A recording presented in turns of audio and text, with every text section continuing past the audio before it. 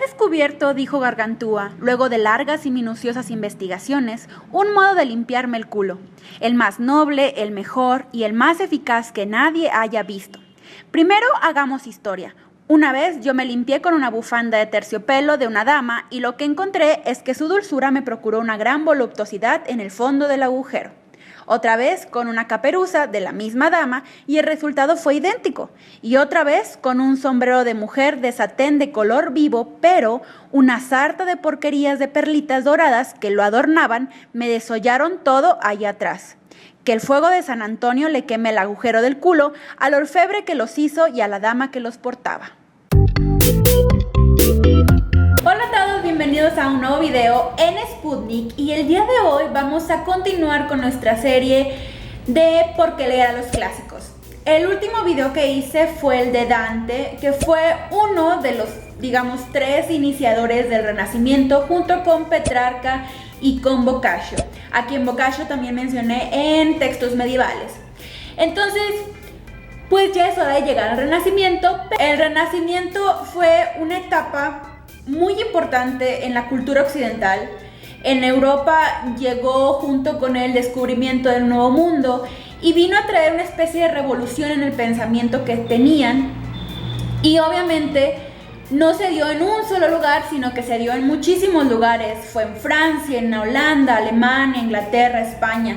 Hubo una especie de boom de todo tipo de artes, no nada más de la literatura, sino que también de la pintura, de la escultura y de la música, o sea, del arte en general.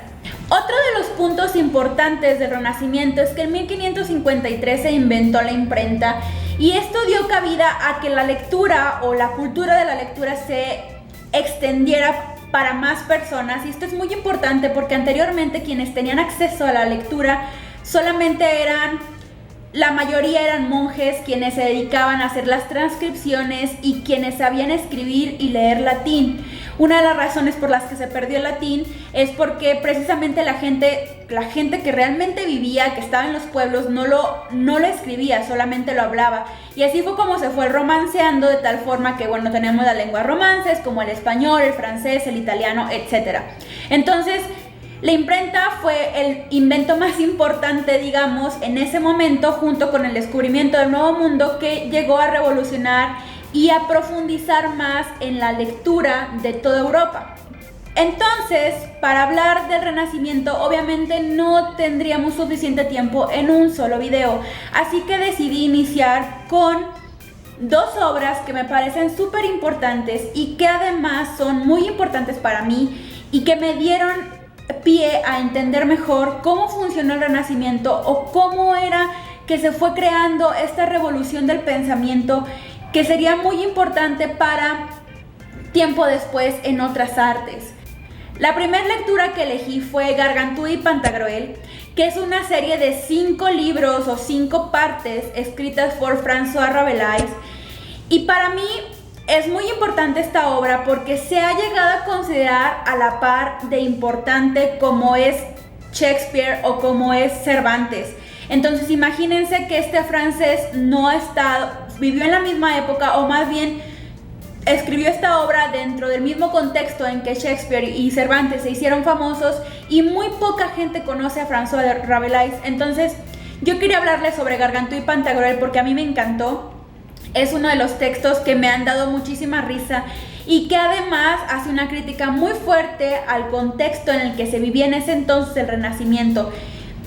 François Rabelais fue súper amante de los clásicos griegos y es una característica del Renacimiento. Por eso se le llama Renacimiento, porque es el renacer de los clásicos griegos y latinos. Y en 1532 publica Gargantúa y Pantagruel, o la primera parte, que es Pantagruel. ¿Y de qué se trata Gargantúa y Pantagruel? ¿Por qué lo menciona aquí? Básicamente estas 5 entregas es la historia de 2 gigantes. Uno es Gargantúa, que es el papá, y Pantagruel, que es el hijo, que son sumamente bondadosos, pero también muy glotones. Y toda esta historia pues son sus aventuras, las aventuras que tienen estos 2 gigantes. Estas aventuras están escritas de una forma bastante extravagante, con un humor que no a lo mejor cualquiera puede entender, y creo que debe haber sido muy difícil para quienes vivían en esa época a lo mejor entenderlo. Además de que es escatológico, menciona vomitadas, menciona orina, menciona excrementos y bueno, esto hace como que un poco conflictiva la lectura para algunos. Y precisamente, o no sé si por eso, a lo mejor eso fue una de las razones por las que la Sorbona censuró a Gargantúa y Pantagruel en esa época. También hay partes bastante violentas y aparte de lo escatológico que les mencionaba, el humor y los soez del lenguaje, tiene referencias bastante explícitas a los órganos sexuales y otras circunstancias y aventuras que pasan entre ellos que hacen de esta obra como algo, como decía Bakhtin, muy carnavalesco, muy de la cultura popular, algo que sucede y que no tiene miedo ni toca con pincitas temas que existen en el mundo.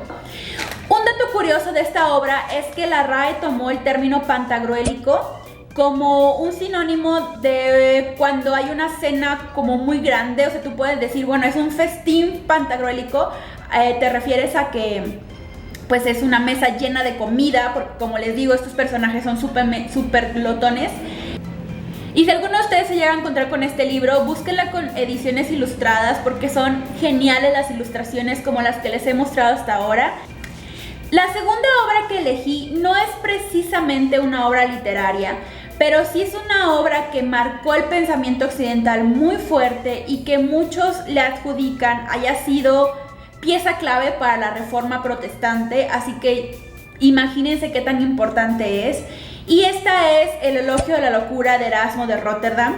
Es un texto así de pequeñito que habla, es un ensayo, en donde la locura, como un ser, como una entidad, se defiende frente, digamos, a un público o a un lector, diciendo por qué es importante que la locura o la demencia se establezca sobre la razón. Y esto a mí me parece importantísimo porque en el Renacimiento se supone que se establece que la razón es lo más importante. Ahora es el humano, no es la fe. Ahora es el hombre el centro y la razón la importancia. Pero en este elogio de la locura, que es un poco irónico porque dentro de su locura, la locura se defiende con razones bastante establecidas, como desde un razonamiento muy interesante. Y de hecho se ha considerado que este texto es uno de los primeros textos retóricos que ayudan a entender cómo debes hablar en público. A mí lo que me parece interesante de esta obra es que representa mucho la forma en que Erasmo de Rotterdam vivió. Cuando él defiende la locura, defiende la idea de ser diferente. Y ustedes dirán, Ale, eso ya es algo muy famoso ahora. Ahora todo el mundo cree que ser diferente es lo cool, lo cual está padre. Sin embargo, en esa época no era así. Y Erasmo de Rotterdam al principio fue un teólogo muy involucrado con la religión. Pero ante todo, Erasmo de Rotterdam defendía el pensamiento sin cadenas, que él realmente creía que solamente podía pensar sin las ataduras de las instituciones, ni de la iglesia ni de la universidad. Decía que lo hacían pensar cosas. Y esto, estoy hablando de un texto que fue publicado en el siglo XVI y que sigue siendo vigente. De alguna u otra manera, las instituciones te obligan, o la sociedad te obliga a pensar de una forma, a hacer de una forma. Y Erasmo con este ensayo establece por qué es importante ser diferente, pensar diferente, no quedarte con la misma idea de ser siempre lo mismo y no encasillarte. Entonces, a mí me gusta mucho esta obra porque creo que además está de una forma muy sencilla escrita para la época, lo cual tiene mucho que ver con el pensamiento de Rotterdam, porque de hecho él fue uno de los primeros en traducir el Nuevo Testamento al alemán o al holandés. Y él creía, o sea, él era teólogo, pero no, digamos que no concordaba mucho con la forma en que los eclesiastas funcionaban en esa época. Entonces, él decía que la única forma de tener a Cristo o algo así era pues leyendo, ¿no? Leyendo las escrituras. Entonces él la traduce y el escrito del elogio a la locura es precisamente muy sencillo porque él busca llegar a más lectores. Y bueno, Martín Lutero tomó los textos de Rotterdam para utilizarlos en su Reforma Protestante, pero lo curioso de todo es que Erasmo nunca se afilió ni a los protestantes ni a la Iglesia Católica, a pesar de que ambos les pedían que tomara como un bando.